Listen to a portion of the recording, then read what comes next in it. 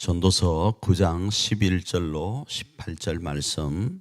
내가 다시 해 아래에서 보니 빠른 경주자들이 선착하는 것이 아니며 용사들이라고 전쟁에 승리하는 것이 아니며 지혜자들이라고 음식물을 얻는 것도 아니며 명철자들이라고 재물을 얻는 것도 아니며 지식인들이라고 은총을 입는 것이 아니니 이는 시기와 기회는 그들 모두에게 임함이니라.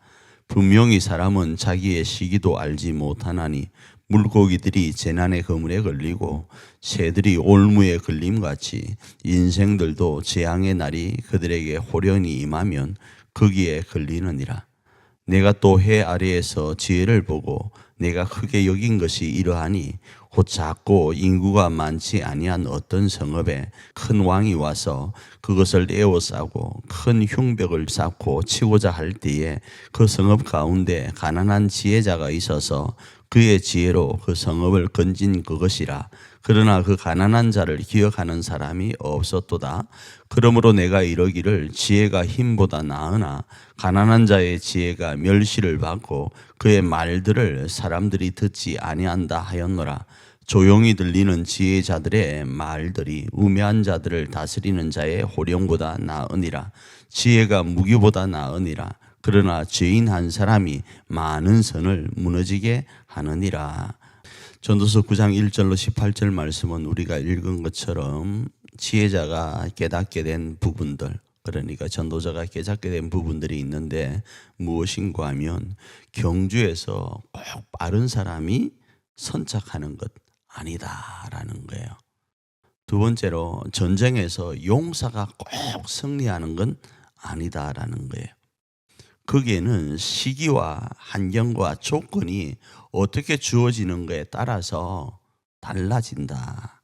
이렇게 이야기를 합니다.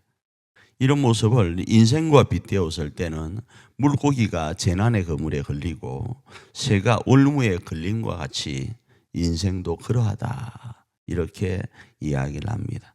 세 번째로는 많은 큰 왕이 있는데 그 큰 왕이 작은 성읍을 공격해서 토성을 쌓든지 완전히 그 작은 성읍을 이렇게 멸망시킬 수 있는 능력이 있는데 그 작은 성읍에 엄청 누구도 알아주지 않는 가난한 지혜자가 있어서 그 가난한 지혜자로 인해서 그 성이 사수됨을 보게 된다라는 거예요.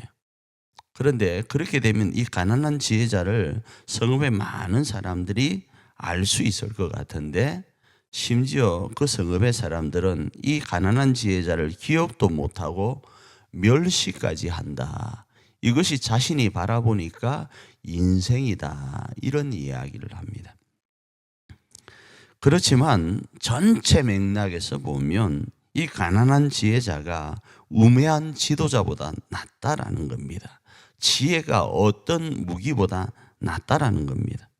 자, 그러면 오늘 본문에서 왜 이 말씀을 하실까요? 바로 제가 제목으로 말씀드린 것처럼 이러하기에, 인생이 이러하기에 우리는 어떠해야 되는가? 또 인생이 이러하기에 그럼에도 불구하고 우리는 어떻게 해야 되는가? 이렇게 두 가지로 살펴볼 수 있을 것 같아요. 첫 번째, 인생이 이러하기에 우리는 어떻게 해야 되는가? 미래를 예측하지 말아야 됩니다. 그냥 미래는 하나님께 맡기고 현재 우리에게 주어진 일에 만족하면서 최선을 다해야 됩니다. 두 번째로는 그럼에도 우리는 어떻게 해야 되는가? 만일에 우리에게 지혜가 있고 우리에게 사명이라는 것이 주어져 있다면 사람이 알아줌에다가 목숨을 거는 거 아닙니다. 에이, 사람도 알아주지 않는데 가난한 지혜자인 내가 왜 성읍을 사수해? 그러면 안 된다라는 거예요. 그 성읍이 무너지면 나 역시도 그 안에 포함되어 있는 가난한 지혜자인 나 역시도 멸망을 당한다는 사실을 알고 사람이 알아주든 인생이 알아주든 상관없이 생명을 살리는 일이라면 하나님 앞에 그 일을 감당하는 거예요. 사명자로서. 그리고 사람들은 기억하지 못하고 심지어 네가 무슨 일을 했는데 라고 멸시한다 할지라도 하나님은 어떻게 해요? 알고 계시니까 그 일을 감당하는 거예요.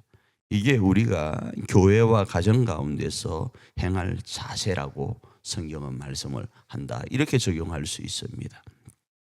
그러기에 오늘 하루 인생이 이러하기에 우리는 미래를 예측할 수 없습니다. 시기와 환경과 조건이 우리 뜻대로 되어지지 않기 때문에 꼭 경주에 빠른 자가 선착하고 전쟁의 용사가 승리하는 것이 아니기에, 그리고 많은 왕이 큰 성읍을 공격할 때 승리한다고 보장이 없기에 이 미래를 예측하지 말고 모든 것들을 하나님께 맡기고 현재에 충실하고, 그러기에 우리가 이래했다면 그럼에도 우리는 이제 누가 우리를 알아주든 알아주지 않든 하나님께 받은 귀한 달란트를 가지고 생명을 살리는 그런 삶을 살아서 우리를 통하여 우리 교회가, 우리 가정의 교우와 가족들이 하나님 앞에서 복되고 아름다운 하루, 하나님을 소망하면서 오늘도 힘차게 살아갈 수 있는 하루를 세워가는 그런 저와 여러분이 되기를 축복합니다.